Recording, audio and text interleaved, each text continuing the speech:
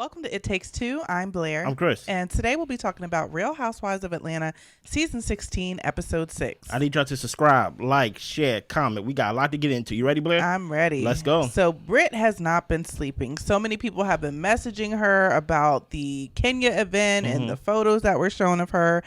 She feels like this was really calculated and it doesn't make sense for her to do this at her event, at her salon that she has dedicated to her daughter. And she's talking to her husband about it as well. She's worried that she could potentially lose her insurance license over this.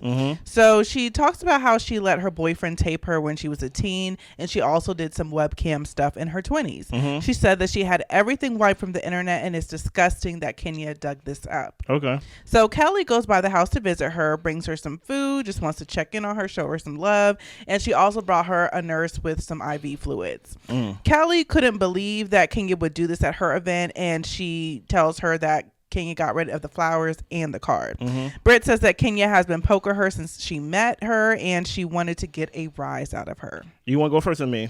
You go first. I know there's been some things going on the outside with the whole Ming Lee and things of that nature, talking about maybe a picture Kenya posted or showed an underage photo. Listen here.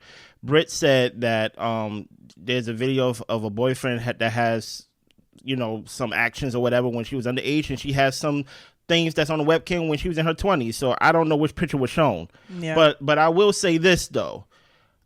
True or not about Ming Lee, I don't know why you still have a video or picture of me from back in 2011. That makes no sense to me. So even if Ming is coming out saying, hey, I didn't give Kenya anything, that thing that you're referencing to is still on my phone. I didn't give it to anybody. I would say, why is it still on your phone? Yeah, I agree. Like that's even more weird, but that's outside the fact. Let's talk about this scene. I thought you wanted the Kenya Moore experience, Brit. This is the Kenya Moore experience right here, right? You ain't got no sleep. Listen, you wanted to be basically noticed by Kenya. Now you're noticed by the world, right? And it's kind of hard, in my opinion, for me to take your tears seriously because, like I said, what Kenya did was an overreaction, in my opinion, but it was a reaction nevertheless. Right? You over here talking about you got whips and pistols and things of that nature. And I understand that in America, we don't take gun violence seriously because it's like something happens almost every 2 days and things of that nature. But that's a serious thing. And we're not just going to act like you just showed up one day with flowers and then she just decided to poster your business on poster boards. Like that's not what happened. Don't misrepresent what happened and don't misrepresent the situation. I'm not here to cape for Kenya. I'm not a fan of Kenya, even though a lot of people feel like Kenya deserved what she got because she pulled Kim's chair, because she had a blowhorn and was talking to people in the face or had a scepter and pointing in people's face. I understand that she deserved the electric chair for that, from some people. But for me, I am not just going to look at Kenya's overreaction and not judge the action of Brit. In my opinion, both of them should have been sat down. Because we're not going to do that. We're not going to threaten gun violence, and we're not just going to show these type of pictures and do these type of actions on this show. So I think both of them should have been sat down. But Brit over here crying, talking about woe is me, I ain't for it. Yeah, for me, I'm like, with Brit being as hurt as she is about the situation, I think she's valid for feeling that way. Okay. I don't think that it's fun for anybody to have intimate moments or even public moments of things that they don't want to be out there. She said she had the internet wiped clean because that's something that she didn't want to carry, out into the future when it came to her and her reputation. Yeah. So I'm totally, understanding of the fact that she is going through a rough time with being exposed in this type of way. But also, I think that's why you leave people alone. Yeah. Oh, okay. That's also why you don't talk about pistols and whips and, all types of stuff around people, because you can't control people's reactions. So double-edged sword, I guess. Yeah, that's true. We move on. Shamia's at home with her mom, and she's also getting ready for the girls to come over. Right. So Angela, Kelli, and Porsha arrive. So Porsha was in shock, and she would never imagine that Kenya would do something to this extent. And everyone agrees that Kenya took things too far. That's true. It was also premeditated, which Kelli felt like, I don't think I could be around somebody or forgive somebody for doing something like that. Shamia's mom, gives them a little bit of wisdom and tells them to be true to each other and don't be quick to cut each other down. Okay. And Angela asked what Porsha meant when she brought up the Charles thing at dinner. Porsha apologizes, said she was just playing, but I really didn't know you that well, so maybe I shouldn't have been joking with you in that way. Yeah. So I also just want to touch base on this real quick. I saw like what Porsha, she came on YouTube and she was talking about some things that happened like behind the scenes and her perspective of things. I'm gonna just tell y'all, just so y'all know, I'm not the biggest Porsha fan. So I think Portia's a beautiful girl, a fun girl, but I also think she's a lying girl. And the thing that she was saying that she didn't see why Angela talked to Charles about what she said, because at the table she told Angela that she was just playing and everything like that. Well, to me it sounds like Angela didn't know you were playing until you had the sit down, which was after the fact. So how Portia's truths and untruths get weaved together. It's just kind of interesting how that works with her. So Drew arrives last.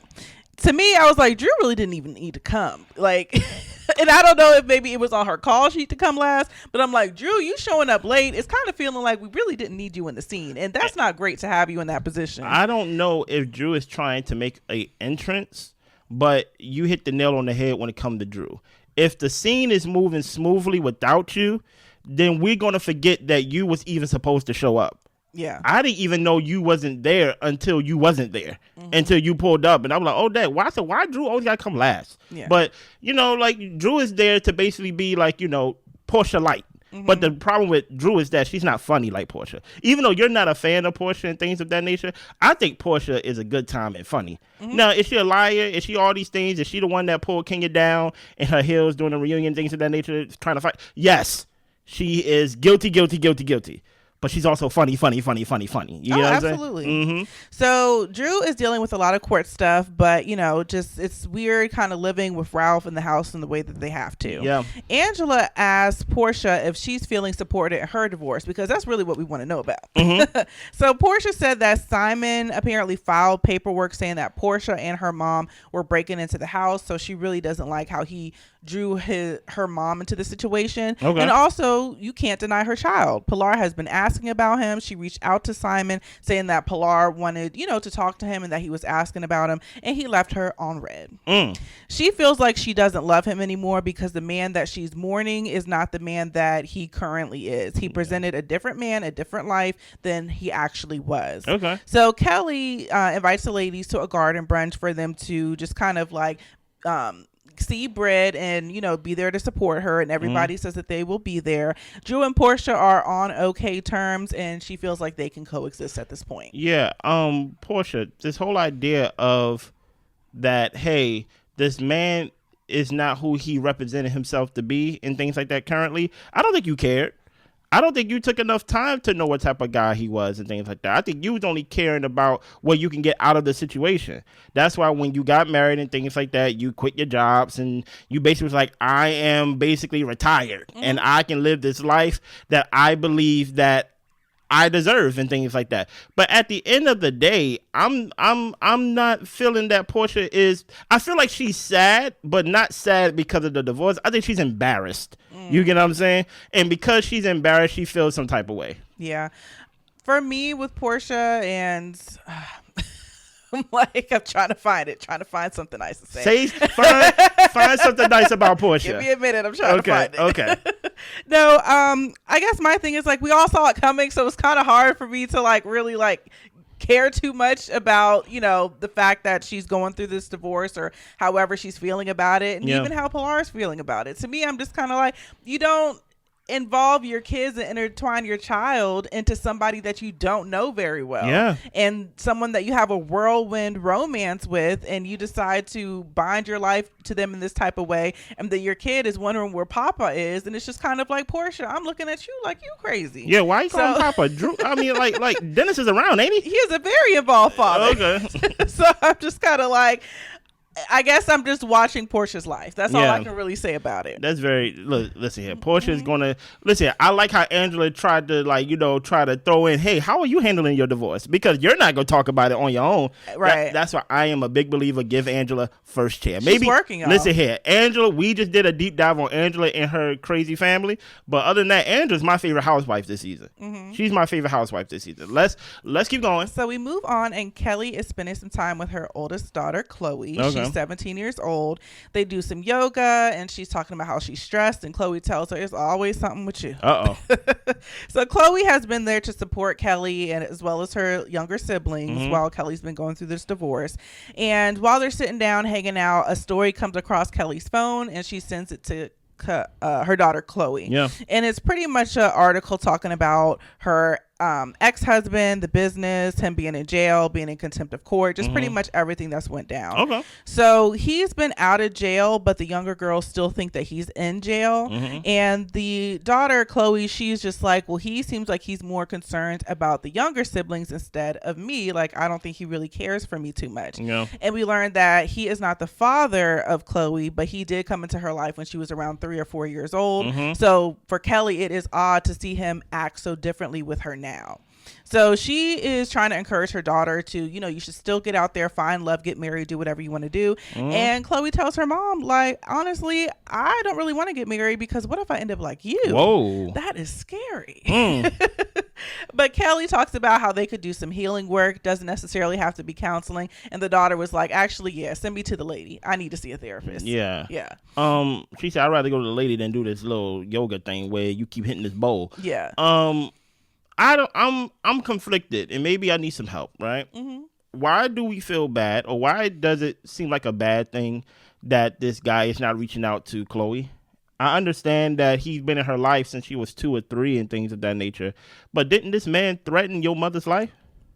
But the thing is, if he's showing interest and care in his children, I would cut you off from all of them. And he was a father figure to the oldest one too, that it is weird that you are still showing this affection for the children that you have biologically, but now you're treating this one differently. It is weird to me that he have any contact with the kids at all. I don't know if he has contact with the kids other than him like wanting custody of the younger kids. I understand that, but I'm like, I have to walk around with a bodyguard. Yeah. Right. At all times. Because this fool, right, threatened me in front of the judge. He threatened my livelihood. Not livelihood in the sense of he gonna take my money. He's talking about my life. Right. So this whole idea that, like, I would think that I don't want no contact with him. You shouldn't want no contact with him. He ain't gonna get no contact with the little ones and things like that. But I don't think that's the issue they're talking about. I understand that. But what I'm saying is, like, the custody contact, whatever it is, like the fact that you even saying, I think it's weird that he haven't like reached out to me. Like, why would you, like, it's not weird. It's weird that he threatened your mom's life. You get what I'm saying? You should not want nothing to do with this guy. I understand that this guy is probably the only guy that you know or like remember because you was a kid, but like you're 17 now. Yeah. Like at the end of the day, like you, even though you don't want to end up like your mom has told us in the confessional that you caught her on the floor crying. And you had to basically step up and be basically the grown up in the house. Now, I understand that can basically put a brand in your brain of like, I ain't trying to be like that. So that's why I ain't trying to be married or basically end up like you. I can understand that. But like I said, maybe therapy is needed more than like backyard yoga. But in my opinion, I don't think there should be any contact or any feelings towards this man if he's threatening your mama's life, in my opinion. Yeah, I just think it's more complicated because if he raised you and you spent your whole life looking at him as a father, for him to all of a sudden just switch is heartbreaking. And I'm sure it's heartbreaking for Kelli too, for this man to threaten her life when he was her husband and the children of her father, and they had a business together. Like, that's why when we were watching it, I was just like, what is wrong with this dude? No, like, what happened? He's like, what off is wrong with this man? And listen, I don't want to seem like I don't care, but at the same time, I want Chloe to look in that corner over there and see that big bodyguard that's standing in our backyard while we do yoga, and why he's basically part of the family now. Yeah.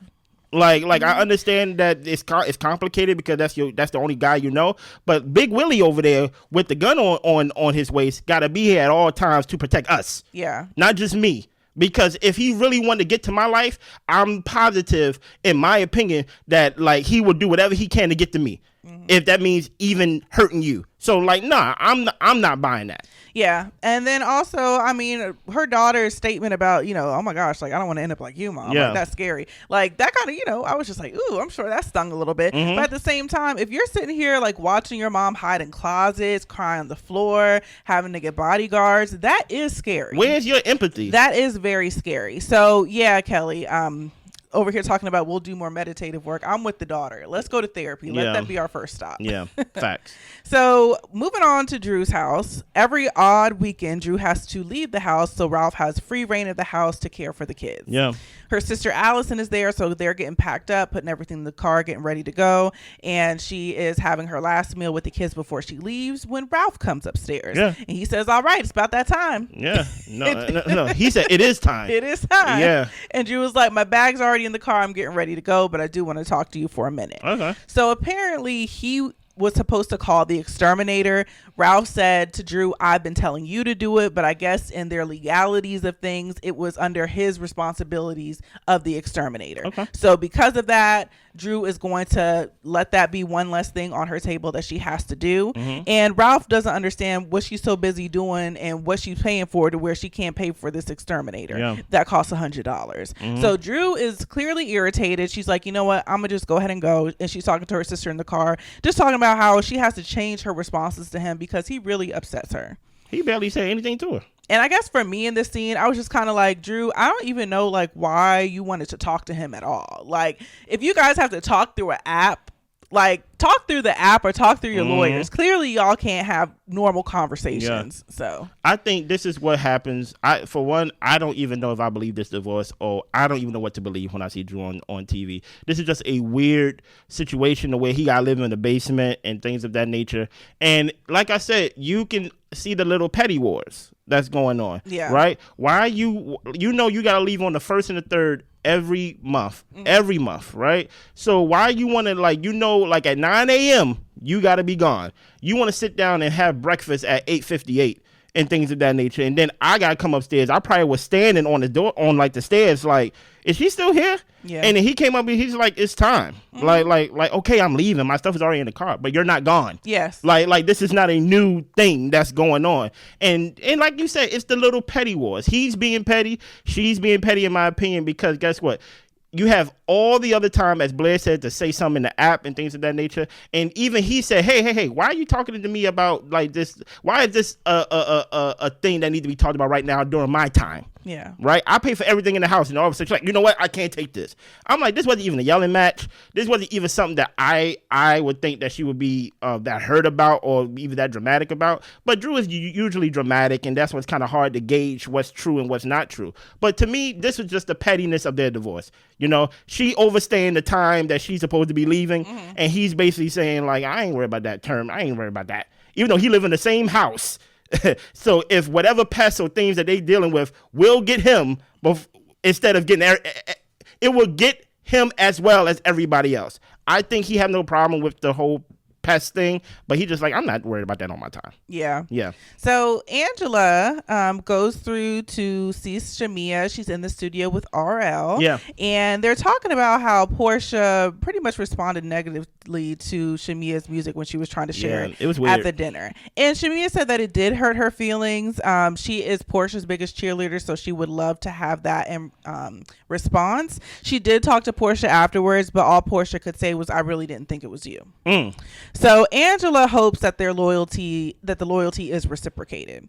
Drew also comes in late. And I was like, the scene was going good. I didn't feel like Drew needed to be here. Yeah. And y'all, I'm not saying that because I don't like Drew. It's just that it's starting to sound that way. Like I don't know why it's sounding that way. Maybe it's in me somewhere. It's in you, not on you.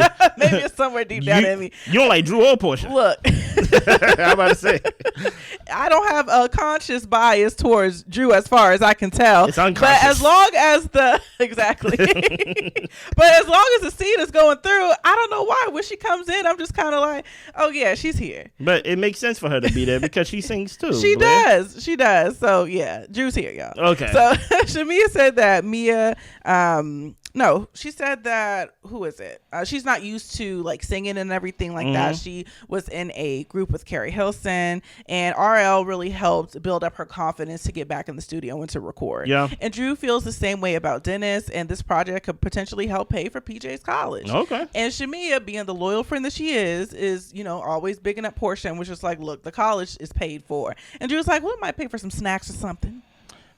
Listen here.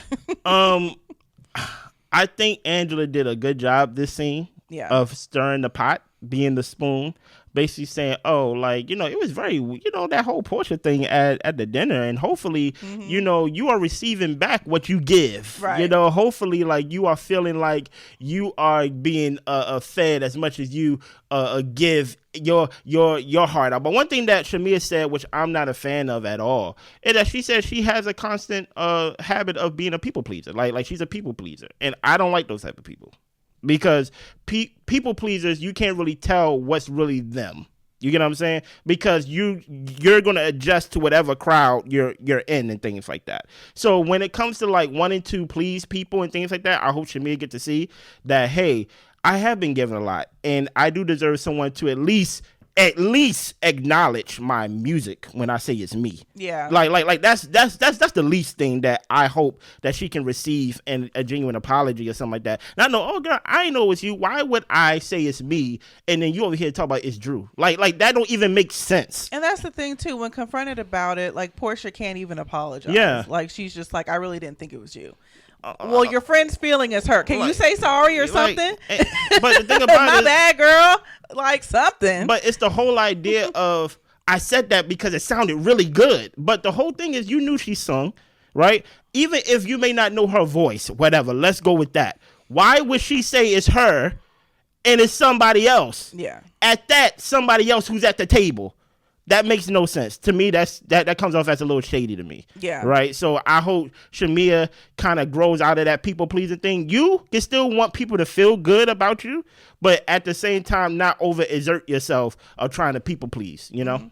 Yeah. And then for me, the Drew situation, I was just kind of like, yeah, Drew was kind of throwing some little shady shots or whatever the case may be. But honestly, if Drew's music is a success, it is a benefit to Porsha's family. So it is kind of true a little bit. So well, we'll see. So Brit meets up with her mom at her house, and she pretty much told her mom what Kenya did, and her mom, of course, is very supportive. Yeah. We learned that her sister Tiara called in to check on her and told her she was there for her, and this is also a sister that she hasn't talked to in a long time. Okay. So she starts crying, talking about how she's dealt with hate from women her whole life, and mom tells her, look, this is just what happens. Like, everybody deals with this. When women aren't happy with their life, this is what they do. They hate on people. Okay, I hear and you. Brit says she's going to be classy and just not match Kenya's energy. What you mean? I'm like, Brit, you started the energy. The whole thing. Like, I'm just like, she must not have told her mom the whole story. Dude, you know what this kind of reminds me of, right? What's that? This kind of reminds me of like the bully fighting somebody, right?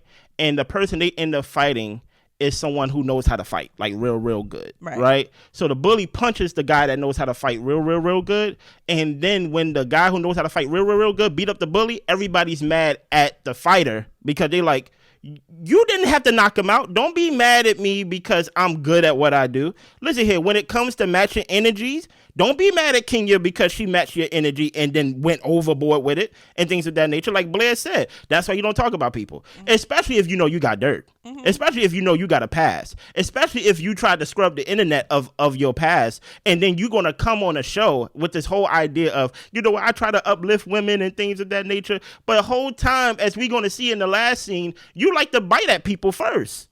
You like to bark at people first. Should have kept it cute. So the whole time, I know I'm jumping, but when it comes to that last scene, that was a brunch for you, but yet you over here causing the disturbance.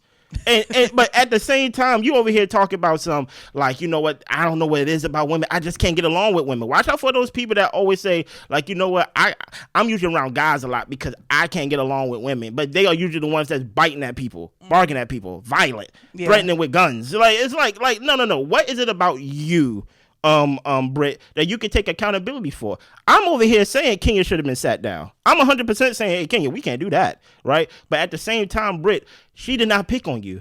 Truth be told, you picked on her because she called you a peasant, because you was mad that she did not give you a hug, and then you was mad at the type of hug she gave you, and then you was mad at the fact that she called you a peasant.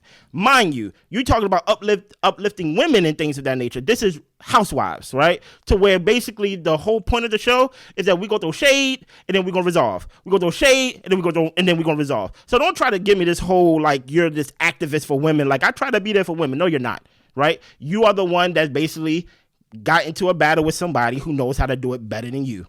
Yep. That's basically what happened. Mm-hmm. So Porsha and Shamia meet up. Yeah. Porsha's therapist recommended that she go into self-preservation mode. So now she's just kind of starting to break out of that shell to get back to being around like her friends and everything. Okay. So she says, you can never really tell with Porsha. No.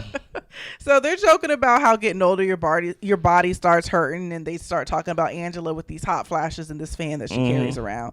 And Shamia asks what's going on with the Dennis and Drew situation. Porsha says that Dennis agreed to film with her, but he said it didn't happen. It in fact did happen 8 days later after she pretty much told him not to do it. Yeah. But Porsha wanted Dennis to make a choice for his family. She didn't want to outright say he couldn't film with Drew.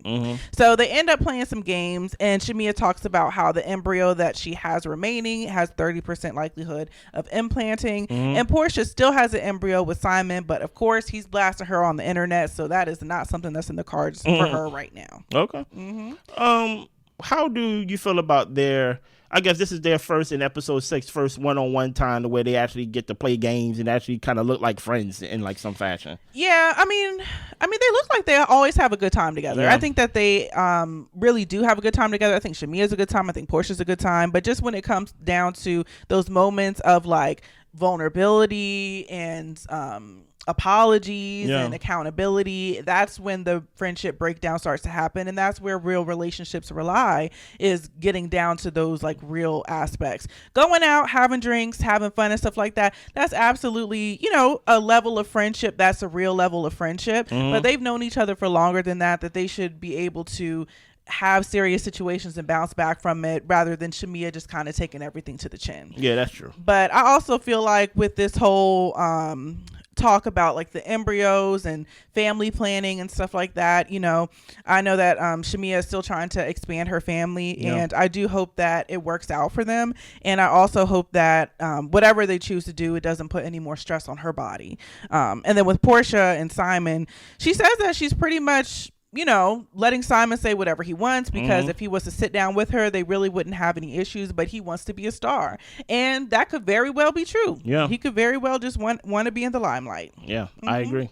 Any other thoughts? No. Okay. So we get to the peace brunch, and the purpose of this is to let Brit know that she is supportive. That's the purpose, y'all. Yes. So Porsha calls. She can't come because she's sick. I heard it all in her throat. She really was sick, as far as I could tell. So Kelli tells her, take everything, take all the medicine, just don't take nobody else, man. Kelli, great line. That was hilarious. Yeah.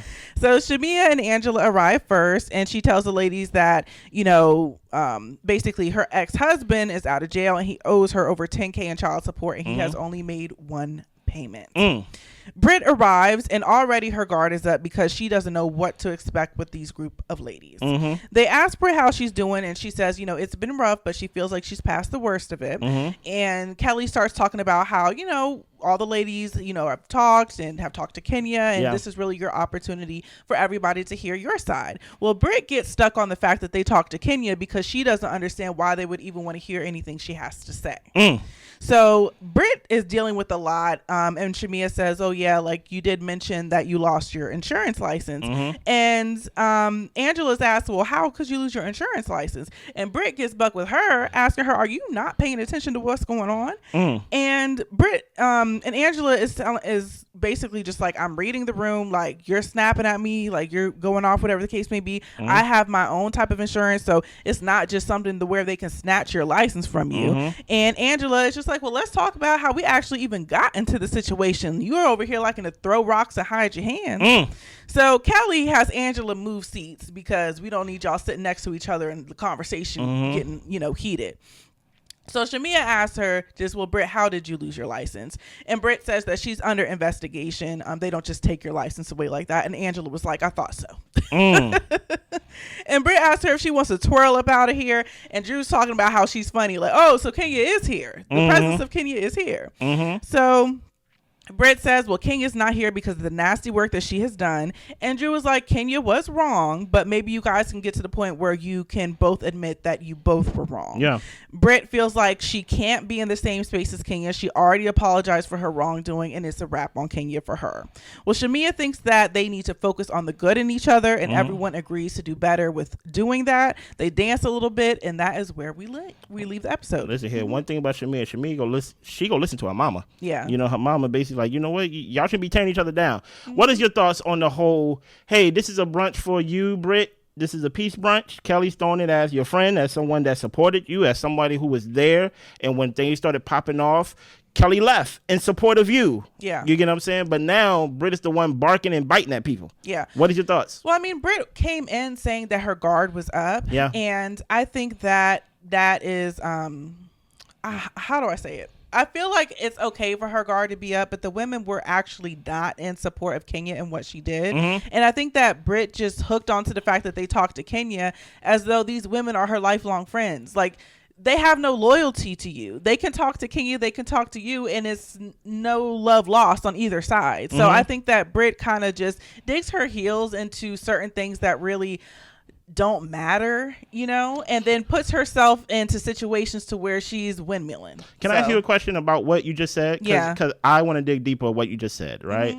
You said that she came in with her guard up, right? Yeah. So she already came in basically with like defense. And offense even sometimes, True. right? So is it possible that when Angela asked her, "Hey, how did you lose your license?" Because Angela's over here like, I'm in the same career field you in. You just don't lose your license for that. And basically, Brit is basically like, get a mother effing clue, cussing at her and things like that. Where Drew's like, whoa, what's going on? Is it possible, based off of her actions that she showed at this brunch, that hey, maybe Kenya is vindicated in some way? In this sense, you have shown, Brit, that you have a habit of hearing things that is not there, or even perceiving things that is not true, right? And then you end up being on the attack, right? How she responded to Angela, it didn't call for that at all. It didn't. Right? But she has a habit of being on the defense or having a guard up. And I would say, hey, maybe that's how you were with Kenya, right? Starting from when y'all first met, with the whole like, hey, dude, you have a wedding band and things like that. Oh, is she trying to talk about me and my marriage? Oh, the way she hugged me, or the way she don't hug me. Oh, the way she talking about can you be nice to Brit and things like that. You're a peasant, you want a moment. And then you have a habit based off of this that you perceive the situation wrong and you do too much. Yeah. So in this she does do that, but I'm not gonna let Kenya be vindicated for what she did because she was wilding. But I will say that I think we're seeing Brit's character. Oh, no. Wilding. Yeah. You get what I'm saying? 3 far. Yeah, I think we're seeing how Brit operates. Yes. So you don't operate in this whole uplift women type of thing that you're trying to make this like I'm a damsel in distress and things like that. Like, woe is me. I'm not gonna get bullied. I'm not gonna get hazed. But you're the one that's cussing. And the thing that's funny about this, as much as we like to basically harp on the fact that Kenya did all of this at her own opening in her own store, you did all of this, Brit, at the peace brunch for you. Yeah. We didn't come here to be against you. Why is your guard up when we are here to support you and hear you out and listen to your side and see where you're coming from? So that already lets me know that you don't really judge the situation for what it is, and then on top of that, you do too much. Yeah. Right? And that's why I say they should set both of y'all down. They should set both of y'all down. But I'm sure we're going to talk about this much more because she is on Watch What Happened Live, and I want to hear what she got to say. Okay. Because she's going on this apology tour, basically trying to PR herself out of this. But I think we've seen the character of Brit. And Brit, you have a habit of taking something that is nothing and making it a lot. Because in my opinion, I don't know if Angela was trying to be shady in that opinion. Maybe, truth be told, you didn't really give her really space to see where Angela was coming from. Because I'm like, first of all, if Angela is in that field, maybe she's on your side, basically saying they can't do that. Maybe I can help you. Right. Or maybe she's trying to expose you of like, you're lying. Yeah. Who knows? But you didn't give her a chance to even like see where she was going with it. Yeah. And even if she was like, Brit doesn't have to jump to 1,000 every single time somebody says something she doesn't like or takes the wrong way. Yeah. So, and that's all I got. It is what it is. Make sure y'all subscribe, like, share, comment. We see y'all later this week. Bye.